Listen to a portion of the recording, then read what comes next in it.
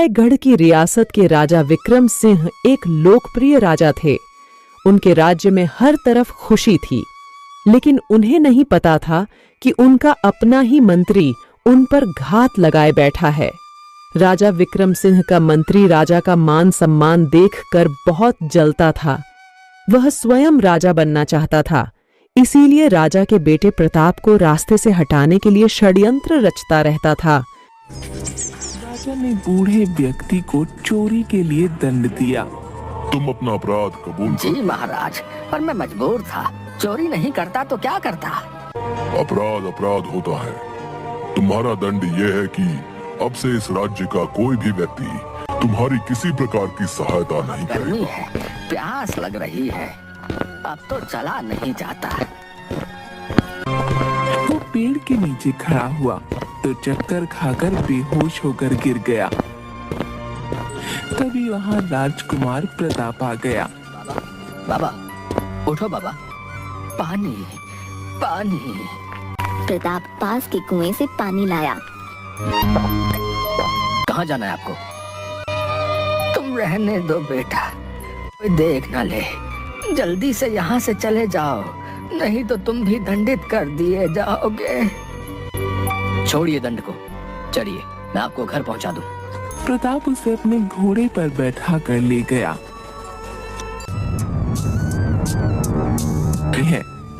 तुमने मेरी आज्ञा का उल्लंघन क्यों किया? क्योंकि ये मानवता के विरुद्ध है। क्षमा राजन, हमारी न्याय संहिता के अनुसार राजा अपनी प्रजा के लिए ईश्वर समान है और उसकी आज्ञा सर्वोपरि है। जो भी व्यक्ति राजा की आज्ञा का पालन नहीं करता या उसका उल्लंघन करता है, वो दंड का पात्र है। मैं दंडित होने के लिए तैयार हूँ। तुम अपनी गलती स्वीकार कर लो तो कोई तुम्हें दंड नहीं देगा। यदि मैंने दंड के भय से गलती मान लिया तो कोई भी व्यक्ति कभी भी किसी दीन दुखी की सहायता नहीं करेगा। तुम राजकुमार हो, मेरे पुत्र हो। यदि तुम दंड के भागी बने तो महारानी का क्या होगा? अरे ये राजकुमार है, इसे कोई दंड नहीं मिलेगा।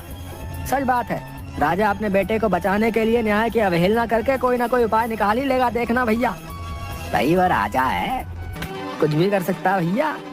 यदि किसी साधारण व्यक्ति ने राजा की आज्ञा का उल्लंघन किया होता ना, अब तक तो उसे सूली पे लटका देते, सूली पे। हाँ, देखना यह है कि राजा कैसे अपने बेटे को बचाता है।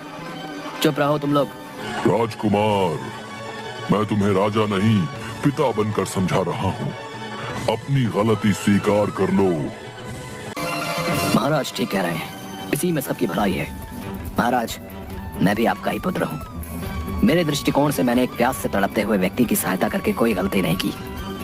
आपकी नजर में यदि ऐसा करना अपराध है तो मुझे दंड स्वीकार है। अब आएगा मजा राजकुमार को रास्ते से हटाने का। ये अच्छा अवसर है।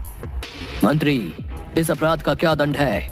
महाराज, 6 मास तक राजकुमार को इस राज्य से दूर किसी वन में वनवासी का जीवन व्यतीत करना होगा। यही इनके अपराध का प्रायश्चित है। इसके अतिरिक्त कोई अन्य उपाय? महाराज, आप कुछ भी करने के लिए स्वतंत्र हैं। राजकुमार को इतना कठोर दंड नहीं देना चाहिए। अरे ये सेनापति का बच्चा कहीं मेरी योजना असफल ना कर दे। महाराज, यदि आपने आज न्याय नहीं किया तो प्रजा में क्या संदेश जाएगा? राजकुमार प्रताप को 6 महीने वनवास का दंड दिया जाता है। राजकुमार सामान्य वस्त्र पहनकर राजा और रानी को प्रणाम करके चला गया। वह जंगल में एक झोपड़ी बनाकर लकड़हारा बनकर रहने लगा। आज पता नहीं लकड़ी लेने कितनी दूर जाना पड़ेगा। वो आगे आगे चलता रहा। उसे एक तालाब दिखाई दिया। यहाँ पानी पीने आ गया था। अच्छा, चलो अब जल्दी से यहाँ से चले जाओ, हमारी राजकुमारी आने वाली है। ठीक है, मैं चला जाता हूँ। सुनो, दाईं ओर से निकल जाओ। कि उसे एक राजकुमारी और 2 दासियाँ दिखाई दी। हे प्रभु, ये क्या अनर्थ हो गया? इस भिखारी की नजर राजकुमारी पर पड़ गई। राजकुमारी, आप तो बाईं ओर से आने वाली थी, फिर दाईं ओर से क्यों आई? मैं तो थोड़ा टहल रही थी, अब क्या होगा पता नहीं। अरे पहले इस भिखारी को गायब करो, भगाओ इसे यहाँ से। ए, तुम भागो यहाँ से, आज तुम्हारी वजह से अनर्थ हो गया। राजकुमारी, पता नहीं महल में क्या कोहराम मचा होगा। महाराज, महाराज। क्या हुआ? तुम यहाँ क्या कर रही हो? तुम्हें तो इस समय राजकुमारी के साथ वन में होना चाहिए था। महाराज, जब राजकुमारी तालाब के पास जा रही थी, वहाँ एक भिखारी आ गया और उसकी नजर राजकुमारी पर पड़ गई। ये क्या कह रही हो? जी महाराज, यह एकदम सत्य है। बाबा, अब क्या करें? कोई उपाय बताइए। महाराज, मैंने आपसे पहले ही कहा था कि इन 15 दिनों में जिस पुरुष की दृष्टि राजकुमारी पर पड़ेगी वही उनका जीवन साथी बनना चाहिए, नहीं तो उनका जीवन कठिनाइयों से भर जाएगा। ज्योतिषी बाबा, कुछ तो उपाय होगा। मेरी पुत्री के जीवन का प्रश्न है। और यदि नहीं करना चाहती तो आजीवन कुंवारी रहे, परंतु अब यदि इन्होंने किसी और व्यक्ति से विवाह किया तो इनके प्राणों पर संकट आ सकता है। निर्णय आपको करना है। महाराज, एक उपाय और है। मेरी मानिए तो विवाह के बाद उस लकड़हारे को घर जमाई बना लीजिए। जी बाबा, ये ठीक रहेगा। उस लकड़हारे को लेकर आओ।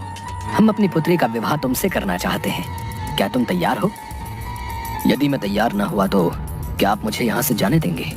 नहीं, यदि तुम नहीं मानोगे तो मैं जबरदस्ती तुम्हारा विवाह राजकुमारी से करवा दूंगा।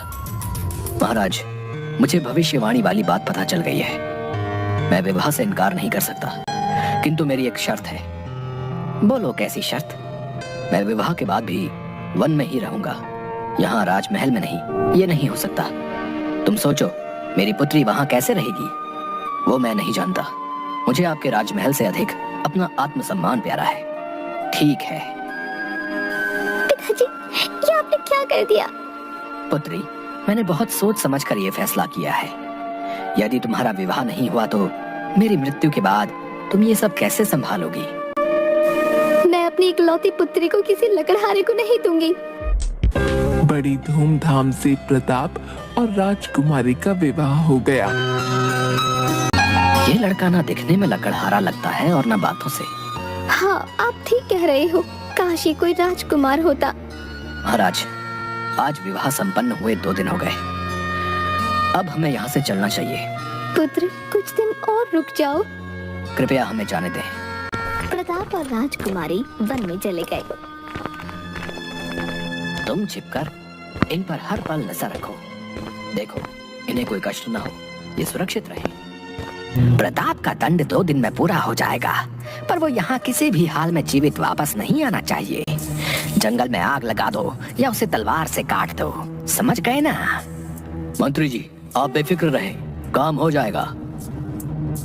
हे ईश्वर, इस जन्म में मुझे किस अपराध का दंड मिल रहा है? मैं इतने छोटे से घास फूस के झोपड़े में कैसे रहूंगी? सुबह उसे दासी की बात याद आ गई। राजकुमारी जी, आप जंगल में बिल्कुल मत रहना। मैं तो कहती हूँ आप अपने पति को इतना तंग करना, इतना परेशान करना कि आखिर वो सारी बातें छोड़कर महल में रहने के लिए आ जाए। दासी ने बिल्कुल ठीक कहा था, मुझे ऐसा ही करना चाहिए। राजकुमारी ने मटके का सारा पानी धरती पर गिरा दिया, चादर फाड़ दी, अनाज बिखरा दिया। प्रताप कुछ फल लेकर बाहर से आया। अरे ये क्या हुआ? अनाज तो खराब हो गया, मटका भी टूट गया। हाँ, क्योंकि मुझे यहाँ नहीं रहना। तुम ही बताओ, मैं यहाँ कैसे रहूँ? बोलो। दंड पूरा होने में अभी 3 दिन शेष है। बोलते क्यों नहीं? तुम बस कुछ दिन और सह लो, उसके बाद मैं तुम्हें रानी की तरह रखूंगा। ओहो, उसके बाद कोई खजाना हाथ लग जाएगा। हाँ। झूठे कहीं के, मुझे बहला रहे हो। देखो, रथ बाहर खड़ा है। पिताजी ने हम दोनों को बुलाया है, कुछ दिन वहीं रहेंगे। अब चलो। रात के अंधेरे में 2 आदमियों ने जंगल में प्रताप की झोपड़ी को आग लगा दी। अब नहीं बचेगा। भैया, किसी के चिल्लाने की आवाज तो आई नहीं। प्रताप की झोपड़ी यही है ना? हाँ हाँ, यही है। चिल्लाएगा कैसे? राजा का बेटा तो राख हो गया। चलो अब भागो। अब चलो यहाँ से, या यहीं अपने पिता के महल में रहने का विचार है? थोड़े दिन और रुक जाते हैं ना? नहीं, हमें आज ही यहाँ से किसी भी हाल में जाना होगा। मैं उस जंगल में नहीं रहूंगी। चलो तो। ये सारथी कहाँ चला गया? अब रथ कौन चलाएगा? मैं चलाऊंगा रथ। नगर की सड़कों से होता हुआ अनजान रास्ते की ओर बढ़ गया। अरे ये जंगल का मार्ग तो नहीं है। अब हमें जंगल में जाने की कोई आवश्यकता नहीं है। तो हम कहाँ जा रहे हैं? कहीं तुम जानबूझकर मुझे कष्ट देने के लिए मेरे माता पिता से दूर लेकर तो नहीं जा रहे? हाँ? नहीं, मैं तुम्हें अपने माता पिता के पास लेकर जा रहा हूँ। है? कौन है वो?